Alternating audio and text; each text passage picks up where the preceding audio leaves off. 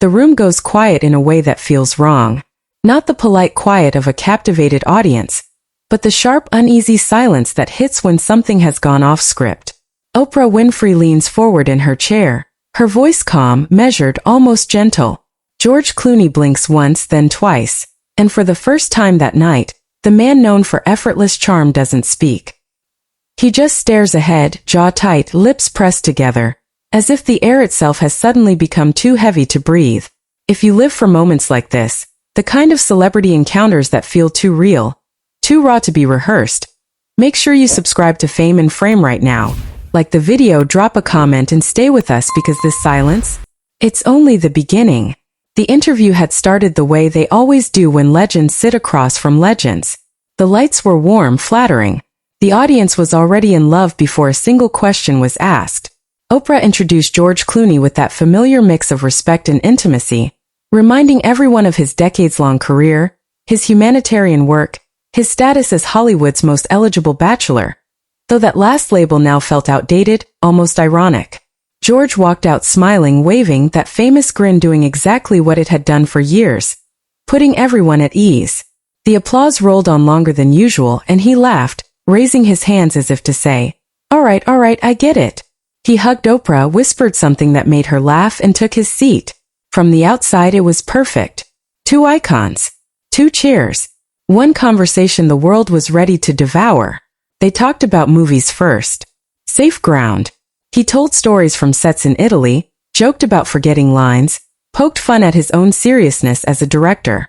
Oprah nodded, laughed in the right places, let him shine. The audience laughed with him, relaxed, leaning into the comfort of a familiar narrative. George Clooney, the charming storyteller, the man who always knows what to say.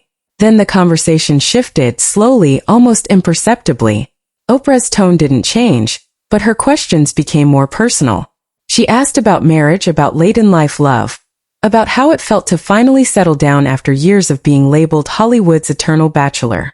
George answered smoothly at first. Life surprises you, he said, smiling. I thought I knew myself pretty well, and then I realized I didn't know anything at all. The audience chuckled. Oprah smiled, encouraging him to continue.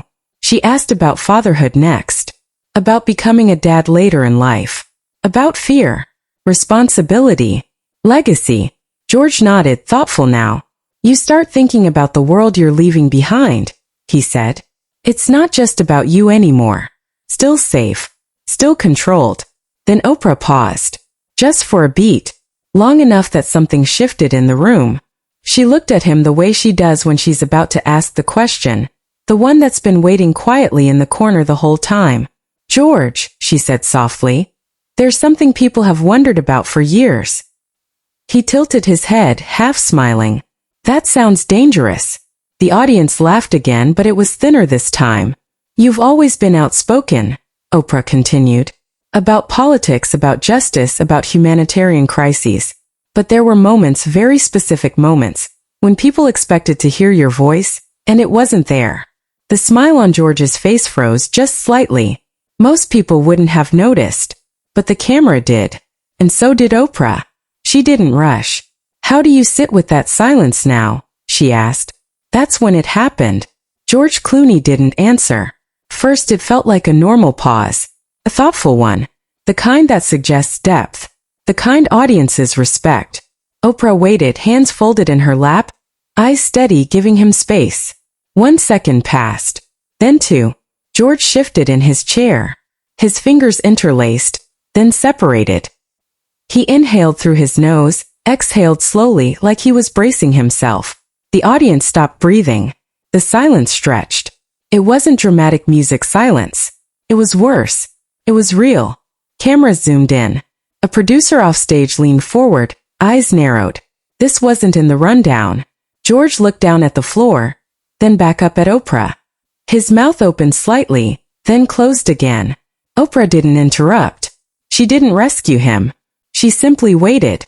You know, he finally said, his voice lower than before, rougher. There are moments when anything you say feels insufficient. Oprah nodded gently. I understand that. But people felt the absence. A ripple moved through the audience. You could feel them recalibrating, realizing this wasn't going to be a polished answer wrapped in a bow. George swallowed. His trademark confidence was gone now, replaced by something closer to vulnerability, or maybe defensiveness. It was hard to tell. "I never believed silence meant indifference," he said. "Sometimes it means you're trying not to say the wrong thing." Oprah leaned in. "And sometimes," she replied carefully, "silence is heard louder than words." Another pause. Shorter this time but heavier. George let out a quiet laugh, the kind people use when they're uncomfortable. "You're not wrong," he said. "And that's the hard part." The audience shifted in their seats. A few nods. A few crossed arms. Everyone had an opinion forming in real time. He continued slowly now, choosing each word like it might break if handled too roughly. "When you have a platform like mine, every sentence becomes a headline. Every opinion gets dissected. There were times I thought speaking would do more harm than good." Oprah didn't challenge him outright. She didn't need to. Her next question was softer and somehow sharper. "Do you think that fear protected you?" she asked. "Or protected your image?" That question landed like a dropped glass. George stared at her. And for a moment, just a moment, there was that silence again. Not as long as before, but long enough to remind everyone how fragile the balance in this room had become. His jaw tightened. His eyes flicked toward the audience, then back to Oprah. "I think," he said slowly, "it's impossible to separate the two." The audience murmured. A low collective sound like a wave pulling back before it crashes. Oprah nodded, absorbing that answer, but her expression told a different story. She wasn't done. Not even close. Because the question hanging in the air now wasn't just about George Clooney. It was about responsibility. About celebrity. About when silence becomes a statement and who pays the price for it. And as the lights burned hot and the cameras rolled closer, it became clear. This interview had crossed a line from charming conversation into something far more dangerous. Something honest. Something George Clooney could no longer smile his way through. George Clooney leaned back in his chair, but the movement didn't read as relaxed. It felt defensive, like someone creating space because the ground beneath them had started to feel unstable. The audience could sense it. That subtle shift when admiration turns into attention. Sharper, more demanding. Oprah didn't rush to fill the moment. She never did. She let the quiet work for her. "You've spent years advocating for people who don't have a microphone," she said calmly. "So when people notice your voice missing during certain moments, they ask themselves why." George nodded slowly. His eyes dropped to his hands again. He rubbed his thumb against his ring absent-mindedly, a tiny tell that cameras immediately locked onto. "I get that," he said. "I really do. And I don't dismiss it. But I also know how quickly good intentions get twisted. You say one thing and suddenly you're not talking about the issue anymore. You're defending yourself." Oprah's eyebrow lifted just slightly. Not judgment. Curiosity. "But isn't that part of the responsibility?" she asked. "Letting yourself be uncomfortable so the focus doesn't stay on you?" That question hit differently. The audience reacted instantly. Some murmurs of agreement, a few sharp inhales. George's lips pressed into a thin line. The charm was gone now. This was not a movie press tour. This was not late-night banter. He took a breath. "I won't pretend I always got it right," he admitted. "There were times I thought staying quiet was the respectful thing. That stepping back was better than stepping in and making it about me." Oprah nodded again, but this time she tilted her head. "And do you still believe that?" George hesitated. It was subtle, but it was there. That fraction of a second where the answer wasn't ready. "I think," he said carefully, "I believe it was the best I could do at the time." The wording mattered. Best I could do. Not best choice. Not right choice. The audience caught it. So did Oprah. She shifted in her seat, crossing one leg over the other, her voice still gentle but firmer now. "Sometimes, George, people with power underestimate how much their silence can feel like abandonment to those without it." That was the moment the air truly changed. A few audience members nodded vigorously. Someone whispered hum. The camera cut briefly to a woman in the crowd wiping her eye, then back to George, whose face had gone serious in a way rarely seen. "I never wanted anyone to feel abandoned," he said quickly. "That was never." "I know." Oprah interrupted softly, not unkindly. I know your heart, but intention and impact don't always meet. George exhaled, a long breath he'd clearly been holding. His shoulders dropped a fraction, as if the weight of the conversation had finally settled onto him. You're right, he said. They don't. Another pause. This one felt different. Less awkward. More reflective. When you start out, he continued, you think speaking up means making noise, saying something, anything. But over the years you see people weaponize words. You see causes turned into battlegrounds for egos. And you start to wonder if adding your voice actually helps, or just adds to the chaos. Oprah listened, eyes never leaving his face. But, she said, you also see moments where silence allows the loudest, most harmful voices to take over. George nodded slowly. Yes, he said. And that's the part that keeps me up at night. That admission landed hard. The audience went quiet again, but this time it wasn't uncomfortable. It was attentive. They were leaning in now, no longer watching a celebrity interview but a man reckoning with his own choices in real time. I've replayed those moments, George said, his voice lower. The ones people talk about. The ones they say I should have spoken up. I ask myself if my words would have changed anything, or if I was just protecting myself from the backlash. Oprah didn't answer right away. When she did, her voice was softer than ever. And what's the answer you keep coming back to? George looked at her, then out at the audience, as if searching their faces for something. Understanding, maybe. Forgiveness. Or simply permission to be imperfect. Both, he said quietly. It was both. A ripple of reaction moved through the room. Some people nodded in agreement. Others frowned, arms crossing. It was clear now this wasn't a redemption arc. It wasn't a takedown either. It was messier than that. Oprah leaned back, considering him. Do you think, she asked, that people are willing to accept that complexity? Or do they want certainty from you because you're George Clooney? That question drew a faint, humorless smile from him. They want certainty, he said. And I don't blame them. Certainty feels safer than nuance. He paused, then added, but certainty isn't always honest. The audience applauded lightly at that. Not thunderous. Thoughtful. Oprah let the applause fade before speaking again. When you look at your younger self, she said, the man just stepping into that spotlight, what would you tell him now? George didn't answer immediately. He closed his eyes for a brief second, as if actually seeing that younger version of himself. I'd tell him not to confuse being careful with being brave, he said, and not to wait for the perfect words because they never come. The weight of that sentence hung in the air. Oprah smiled sadly. That's a hard lesson. It is, George agreed. And I learned it late. The camera panned across the audience, faces thoughtful, conflicted, moved. This wasn't the explosive confrontation some had expected. It was something more unsettling. Accountability without theatrics. But Oprah wasn't done yet. There's another layer to this, she said, her tone shifting again, signaling deeper waters ahead. Because silence doesn't exist in a vacuum. It affects relationships, friendships, trust. George's eyes flickered, just for a moment, enough to suggest he knew exactly where she was going. You've lost people over this, Oprah continued gently. People who felt you should have stood beside them, and didn't. The silence returned, thicker now. He didn't deny it. Yes, he said finally. I have. No deflection. No joke.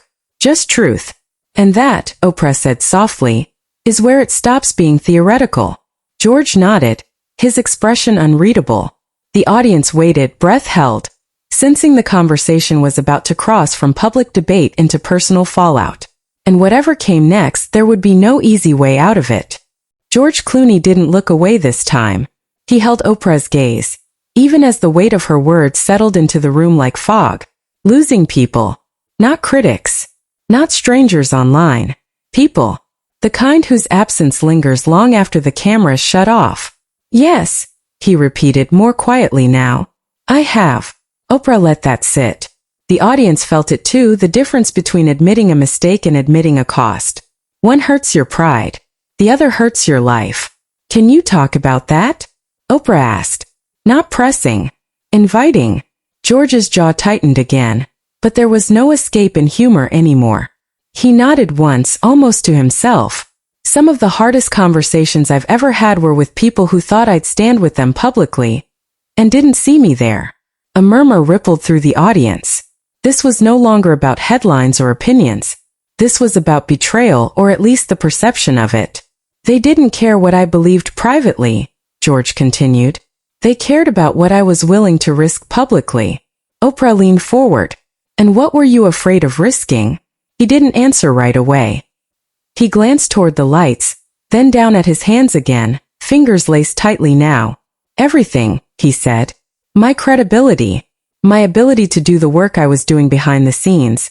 And if I'm being honest, my reputation. That last word drew a reaction. A low sound from the audience. Not outrage. Recognition. Oprah nodded slowly. That's a hard thing to admit. It is, George agreed. Because you want to believe you're braver than that. He paused, then added, I wanted to believe I was. The room was silent, but it wasn't tense anymore. It was heavy. The kind of silence that comes when people recognize themselves in someone else's struggle. You know, Oprah said softly. A lot of people watching see you as someone who has nothing to lose. George let out a breath that was almost a laugh. That's the illusion, he said. The higher you climb, the more carefully you learn to balance. Oprah studied him. And what happens when that balancing act costs you people you love? His eyes darkened. That's when you start questioning whether the balance was worth it. Another beat. I've had friends call me out, George went on. Not angrily. Disappointed. And that's worse. The word hung there. Disappointed. They said, we didn't need you to fix everything, he said. We just needed you to show up. The audience reacted immediately. A few audible gasps. A woman in the front row nodded slowly, lips pressed together. Oprah's voice was barely above a whisper now. And did you? George shook his head. Not always. That honesty cut deep. There was no attempt to soften it, no qualifying statement to protect himself. I told myself I was helping in other ways, he continued. Donations, calls, meetings, quiet work, and some of that mattered. I know it did. He looked up, meeting Oprah's eyes again. But silence doesn't feel like help when you're the one standing alone. The audience applauded louder this time. Not celebratory. Appreciative. Oprah let the applause fade. Do you think, she asked, that your silence was ever misunderstood as agreement? George's face tightened. Yes, he said immediately. And that's the part one regret the most. A collective exhale swept through the room. Because once people believe you agree with harm, he added, it doesn't matter what you meant. Oprah nodded. Impact over intention. Exactly, George said. Another pause. Then Oprah shifted slightly, her tone changing again. Less reflective, more direct. There were moments, she said, when other people in your position spoke up loudly. Some faced backlash. Some lost work. Some didn't. George listened carefully. When you watched that happen, Oprah asked, what did you tell yourself? He didn't hesitate this time. That they were braver than me. The audience reacted instantly. A wave of sound, soft applause mixed with murmurs of surprise. Oprah raised her eyebrows slightly. That's a powerful thing to say. It's also true, George replied. Bravery isn't the absence of fear. It's acting despite it. And there were times I chose comfort over courage. That line hit hard.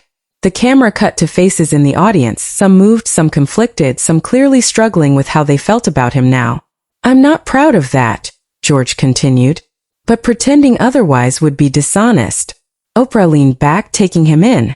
So what do you do with that now? She asked. With the awareness. The regret. George considered the question, eyes distant. You try to do better, he said finally. Even if it's late. Even if it doesn't erase the past. He paused. You accept that apologies don't always fix things. And you live with that. The room was completely silent again. There's someone, Oprah said carefully, who said publicly that your silence hurt them deeply. George's eyes flickered again. This time the audience noticed. You don't have to name them, Oprah continued. But do you want to say anything to them now? This was the most dangerous moment yet. George swallowed hard. He looked straight into the camera now, breaking the fourth wall in a way that felt intentional. "I'm sorry," he said simply, "for not standing beside you when you needed it. For choosing caution when I should have chosen solidarity." His voice wavered just slightly, enough to feel real. "I can't change that," he added, "but I acknowledge it." The audience erupted into applause. Stronger. Emotional. Some people stood. Others wiped tears from their eyes. Oprah waited until it died down. "That wasn't easy," she said. "No," George agreed. "But it was necessary." She nodded. "There's something else people wonder about," she said. "Whether moments like this, public accountability, are performative." George met her gaze. "I worry about that too," he said. "But silence would be worse." Oprah smiled faintly. "You've learned something important." He nodded. "I hope so." The atmosphere in the room had changed again. Not resolved, but shifted. The confrontation had evolved into confession. And with that came something unexpected. Vulnerability from a man the world thought it already knew. But there was still one piece left. One consequence that hadn't yet been addressed. And as Oprah prepared to ask her final question, it was clear this conversation wasn't just reshaping George Clooney's image. It was challenging the audience to confront their own relationship with silence. And the fallout? That was still to come. The applause slowly faded, but the weight of what had just been said didn't. It lingered in the air, heavy and unresolved, like a final note that refuses to settle. George Clooney sat still, hands resting on his knees now, his posture straighter than before, but not guarded. It was the stance of someone who had already stepped into the fire and knew there was no point in flinching anymore. Oprah watched him for a long moment before speaking again. Not as an interviewer this time, but as someone who understood the cost of visibility. "You know," she said, her voice calm but resonant, "moments like this don't end when the cameras turn off." George nodded. "I know. They echo," Oprah continued. "In headlines. In conversations. In how people remember you." He gave a small knowing smile. "That's already happening in my head." A soft, sympathetic reaction moved through the audience. "There are people watching right now," Oprah said, turning slightly toward the camera, "who are rethinking what they expect from public figures and what they excuse." George glanced out at the crowd, then back to her. "And there are people who've already decided what this means," he added. "For better or worse." Oprah nodded. "That's the price." "Yes," George said quietly. "It is." She took a breath. "Do you worry about how this conversation will be framed?" He didn't hesitate. "Absolutely." A few chuckles rippled through the audience, brief, knowing. "Sound bites don't like nuance," he continued. "They'll take the silence, or the apology, or one sentence, and that'll be the story." Oprah raised an eyebrow. "And are you okay with that?" George thought about it. Really thought. Then he nodded once. "I have to be. Because at least the truth exists somewhere in there." That answer drew applause again, measured, respectful. Oprah leaned back, letting the moment breathe. "What do you hope people take away from this?" George looked out at the audience again, then back into the camera. "That silence is a choice," he said. "And choices have consequences, even when they come from fear, not malice." The room was completely still. "And," he added, "that it's never too late to admit you could have done better." Oprah smiled, her eyes warm. "That may be the most important thing you've said tonight." The audience applauded longer this time. Some people stood. Others didn't, but their faces said enough. As the applause faded, Oprah reached out and touched George's hand briefly. A human gesture. Grounding. "Thank you for staying in this," she said. "A lot of people wouldn't." George nodded, emotion visible now in his eyes. "Thank you for not letting me off the hook." They shared a quiet smile. No triumph, no defeat. Just acknowledgement. The cameras pulled back. The lights dimmed slightly. And just like that, the interview ended. But the real impact had only just begun. Within minutes of the broadcast, clips flooded social media. One clip of George's silence before his first answer. Another of his apology, isolated and captioned in bold white text. Hashtags began to trend. Some praising his honesty, others accusing him of speaking too late. Opinion pieces followed. Headlines split sharply down the middle. George Clooney finally confronts his silence. Too little, too late? A rare moment of accountability in Hollywood. A carefully managed confession. Every angle found its audience. Former fans debated in comment sections. Activists dissected every sentence. Supporters called it brave. Critics called it overdue. Some dismissed it entirely. Others said they felt seen for the first time. And George Clooney? He went home. No press statement. No follow-up tweet. Just the quiet after the storm. Sources later said he rewatched the interview alone. Paused it. Replayed certain moments. Sat with the discomfort instead of running from it. Because once you speak, or don't, you can't unring the bell. Days later, Oprah addressed the interview briefly. She didn't frame it as a confrontation. She called it a conversation. One that asked more questions than it answered. And that was the point. The audience, long after the studio lights went dark, was left with something heavier than entertainment. They were left with a mirror. Because it wasn't really about George Clooney. It was about what silence costs, who it protects, and who it leaves behind. Now we want to hear from you. Did George Clooney finally say what needed to be said? Or was it too late? Was his silence understandable or inexcusable? Drop your thoughts in the comments below. And if you want more raw, unfiltered, cinematic deep dives into the moments celebrities wish they could rewind, make sure you subscribe to Fame and Frame. Like the video, share it with someone who loves real conversations, and stay with us. Because at Fame and Frame, we don't just watch the moments everyone talks about. We explore the ones that change how we see them forever.